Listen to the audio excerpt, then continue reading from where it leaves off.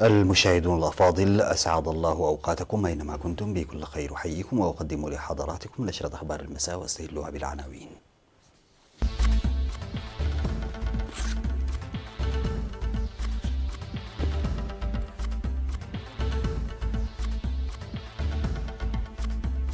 السيطرة على أسراب الجراد في شمال البحر الأحمر. إرساء قسم للأطفال الخدج في مستشفى أفعبت. بحث الخدمات الاجتماعية في قارورة. أردوغان يعلن مقتل جنود أتراك في إدلب بسوريا.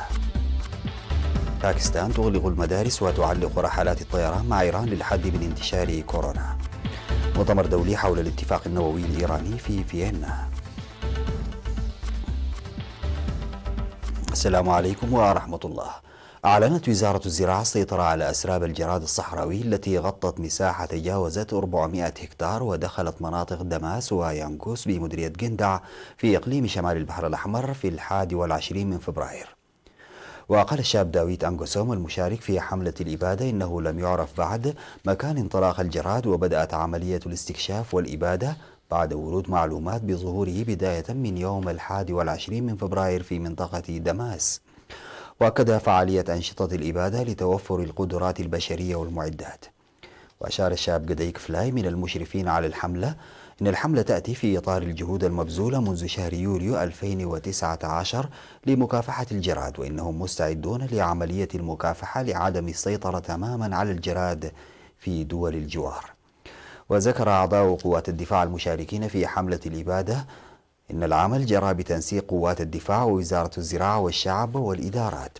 وذكرت وزارة الزراعة السيطرة حتى الآن على أسراب الجراد التي انتشرت في مساحة تبلغ حوالي 56 ألف هكتار، وإن المحاربة ستتواصل لوجود أسراب الجراد في الدول المجاورة.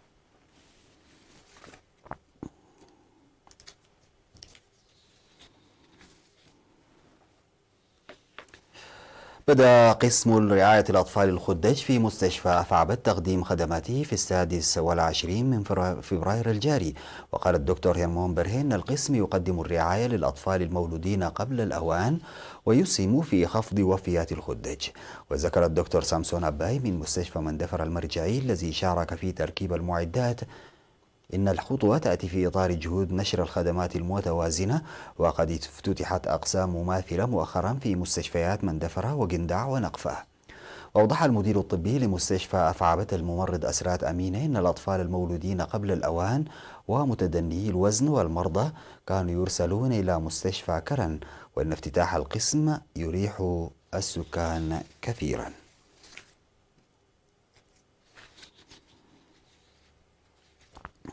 بحث سكان ضاحية قارورة سبل الاستفادة الجيدة من مؤسسات الخدمات الاجتماعية والعناية بها في دقة وقارورة. أوضح مدير الضاحية سيد إدريس محمد سعيد تنفيذ أنشطة جيدة لحماية التربة وحفظ المياه والتعليم ونظافة البيئة ومتابعة ومكافحة الجراد، والتي سيدفع بها قدما هذه السنة. وأشار إلى العمل الجاري للاستفادة الجيدة من مؤسسات الخدمات الاجتماعية التي شيدتها الحكومة، موضحا وجود برنامج لصيانة خطوط المياه وسور المدرسة بتنسيق قدرات السكان.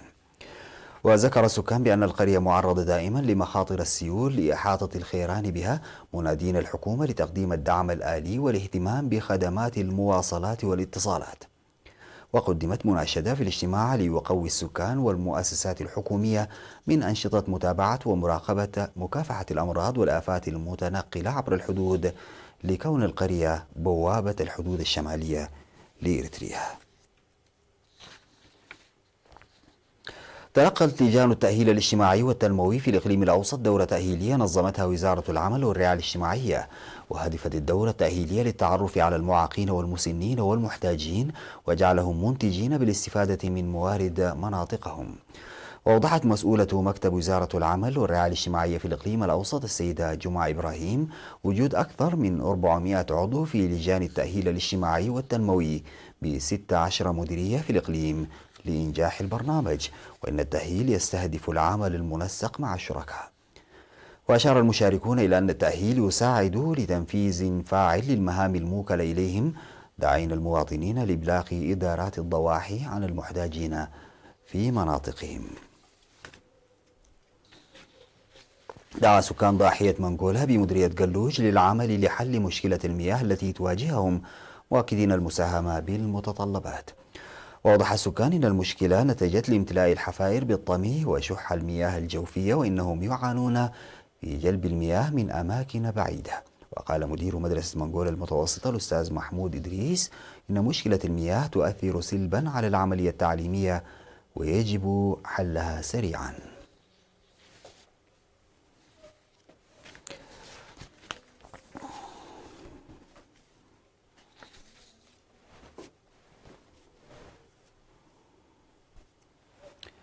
فاصل سيداتي وسادتي ونعود لمواصلة الأخبار. أفاد الرئيس التركي رجب طيب أردوغان الخميس بمقتل 3 جنود من الجيش التركي في إدلب شمال غربي سوريا، حيث تساند القوات التركية فصائل مسلحة تحارب الجيش السوري. وبمقتل الجنود الثلاثة يصل عدد الخسائر البشرية في صفوف الجيش التركي بإدلب إلى 21 شخصا هذا الشهر. وتشهد إدلب معارك محتدمة بين الجيش السوري والفصائل المسلحة المدعومة من تركيا.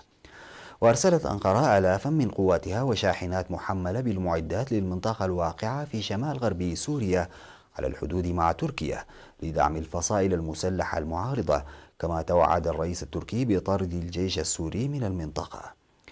وأقامت تركيا 12 موقعا للمراقبة حول منطقة خفض التصعيد في إدلب بموجب اتفاق أبرم عام 2017 مع روسيا وإيران، لكن العديد منها أصبح الآن خلف الخطوط الأمامية للجيش السوري. قال مسؤولون إن باكستان أغلقت المدارس يوم الخميس في عدة مناطق وعلقت رحلات الطيران من إيران وإليها في محاولة لوقف انتشار فيروس كورونا المستجد، بعد أن سجلت يوم الأربعاء أول حالتي إصابة بالفيروس. وتقع باكستان في جنوب آسيا وتربطها حدود مع الصين وإيران المتضررتين من تفشي الفيروس.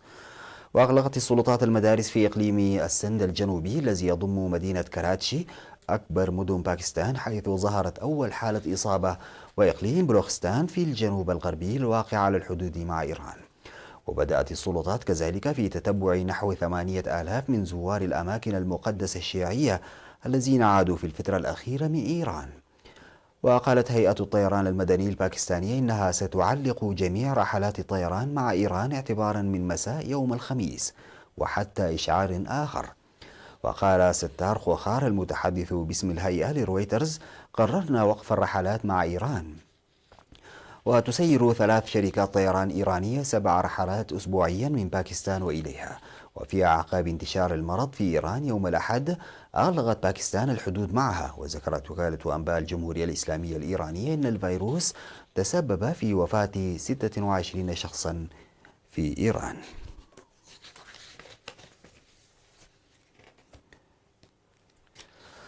يسعى الأوروبيون والصين وروسيا إلى التوصل إلى أرضية تفاهم مع إيران حول برنامجها النووي في أول لقاء منذ إطلاق آلية فض الخلافات ضد طهران المتهمة بانتهاك الاتفاق في 2015.